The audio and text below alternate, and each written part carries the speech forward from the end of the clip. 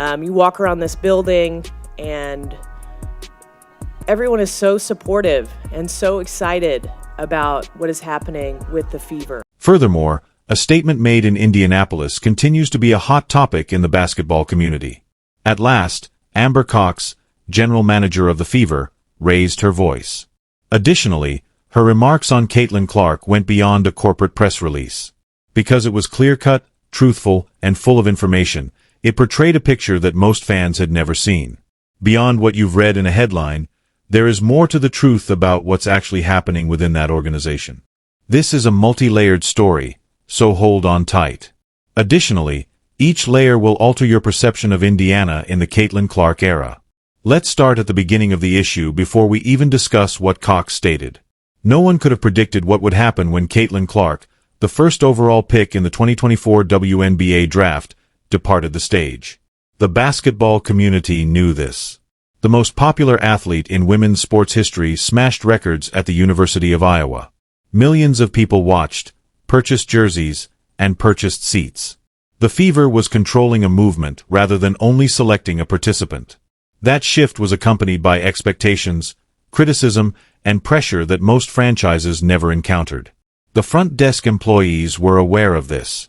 However, there is a big difference between understanding something in theory and actually experiencing it.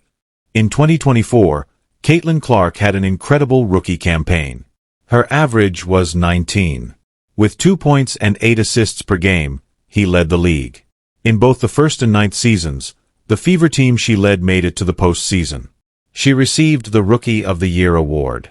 She was chosen for the first squad of the WNBA. In addition, she broke records for jersey sales, ticket sales, and viewership. Sales of just the Fever jerseys increased by 1,193% when Indiana arrived. The arenas were fully occupied. Primetime slots were being cleared by networks. It was unprecedented in women's basketball. Amid all of this pandemonium, a 22-year-old young man was hidden away in the locker room, attempting to learn how to manage a professional team while taking on the obligations of an entire sport. Caitlin Clark, but an unanticipated event put everything at risk. Everything was meant to come together for the 2025 season. Stephanie White, the new coach, changed the offensive strategy. They brought in veterans. There were more players on the roster. The injury bug began to bite on practically the first day of the season, despite the extremely high expectations. In May, Caitlin Clark also suffered a left quad injury. In June, I suffered a left groin injury that never healed. She then had a right groin injury on July 15th, soon before she was scheduled to return.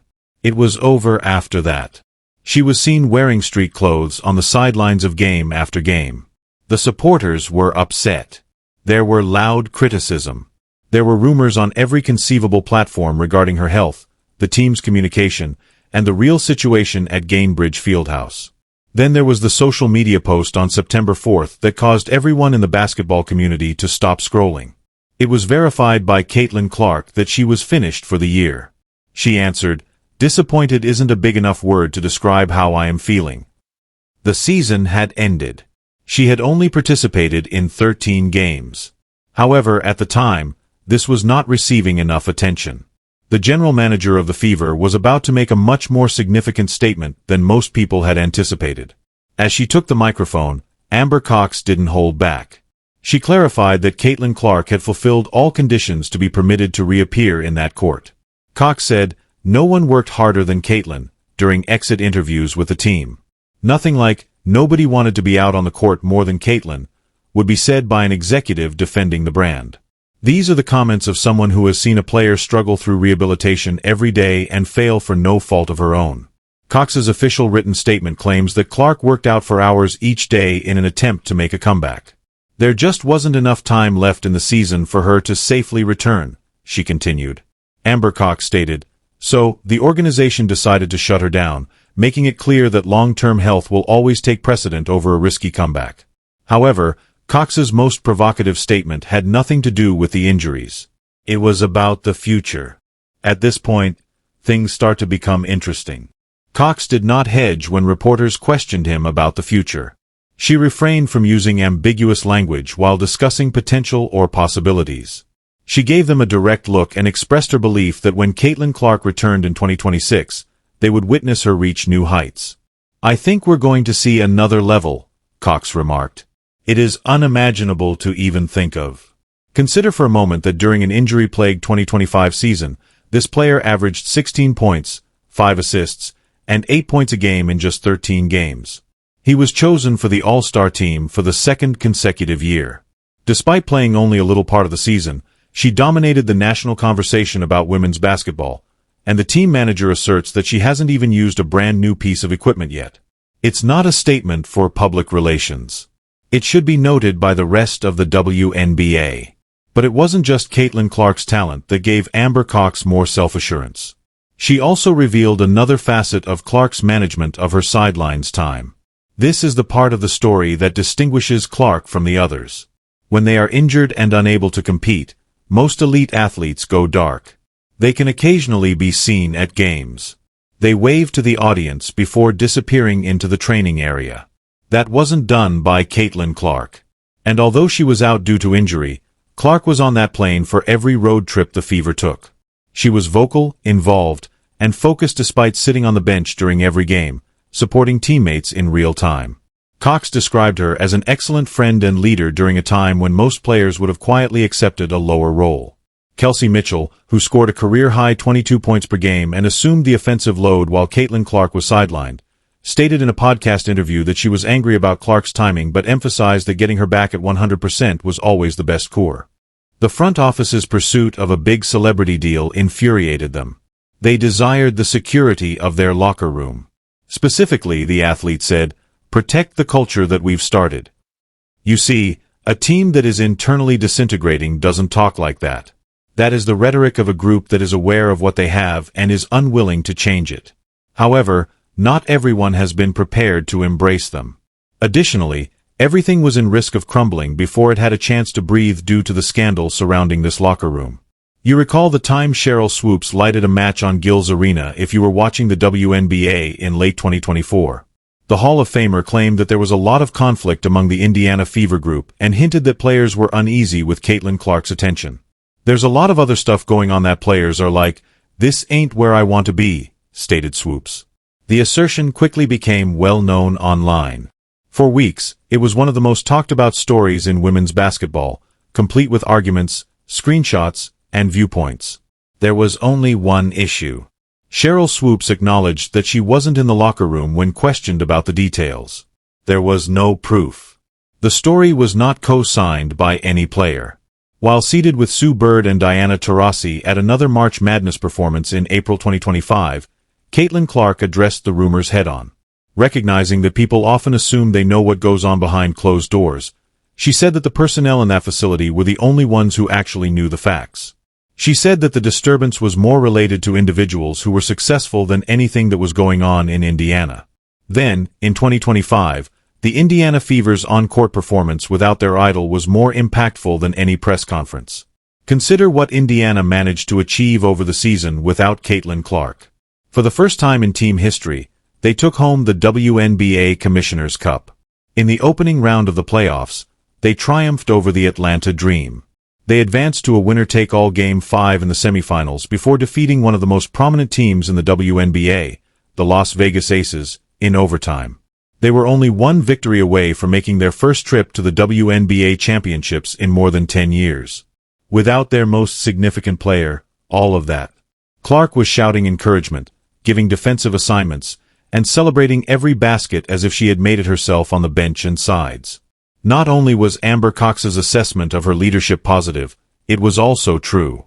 Even if Clark was unable to show her intensity on the court, the numbers, outcomes, and spirit of that run all pointed to a franchise that had internalized it. At this point, things start to become serious. Because Amber Cox's Indiana Fever are aiming for more than just a 2026 comeback season. They're aiming for a potential dynasty. The whole offseason was condensed into a few weeks due to the protracted talks between the WNBA and the Players Union, which took over a year to conclude in early 2026. Expansion drafts altered the league rosters of two new teams, the Portland Fire and the Toronto Tempo. Cox remained composed even though the Fever lost 2 players. From the end of the season to each subsequent roster change, Her message remained constant. Their first goal is to keep Kelsey Mitchell in a Fever uniform. Cox told reporters, "I'm going to sound like a broken record from last year. The first priority will be to keep Kelsey Mitchell wearing a Fever jersey. Indiana will have the most complete core in the league going into the 2017 season with Mitchell back in the running and contracts already in place for Caitlin Clark and Aaliyah Boston." Nevertheless, the headline did not cause the basketball community to back down.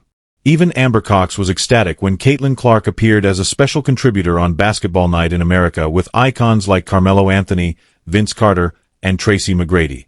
"This will be very insightful and entertaining," Cox commented on social media. "I had no trouble tucking CC in. Clark is the most famous person in basketball, not collegiate or women's basketball, according to NBC executive producer Sam Flood." Abruptly stop. Even before the 2026 WNBA season begins on May 8, Clark is already working on such a platform. Additionally, Clark responded immediately when questioned about the Fever's chances of winning the title on that NBC platform. She remarked, "I think we're going to be the favorite to win it all." That response was mostly unaffected by the media. "I think it adds a little pressure, but that's what you like about it. But our support staff, coach, and squad are all outstanding. I'm ecstatic." After spending a whole season on the sidelines, that person had been quietly growing and seething in yearning, and now she was prepared to let go of all she had been suppressing. And Cox's faith in the appearance of Caitlin Clark? The rest of the WNBA is concerned about the overall situation because of this. When you stand back and take a good look at the entire picture, it tells you this. After a disappointing season, Amber Cox didn't just speak up to ease her supporters' anxieties or deal with the negative publicity. She spoke up because she has seen firsthand what this player is capable of, experienced the chaos of the spotlight, dealt with the rumors and controversy, kept the locker room cohesive when injuries came from all sides, and left the experience more certain than ever that Caitlin Clark hasn't yet reached her full potential. The teammates have witnessed it. That's what the coach has stated. It has been verified by the GM. When the team enters the 2026 season with a deeper roster, real hunger, and a complete year of adversity to hone them into something more dangerous and tough, the only question remaining is whether the rest of the WNBA is actually prepared for what is about to unfold. Because the version of Caitlin Clark that appears in May 2026 won't resemble anything the league has ever seen if Amber Cox is correct, as the evidence indicates. The clubs that have been skeptical of this team over the past year may also want to carefully consider whether they are ready for what it entails. A comment made in Indianapolis has sparked a lot of debate in the basketball community. At last, Amber Cox, general manager of the Fever, raised her voice.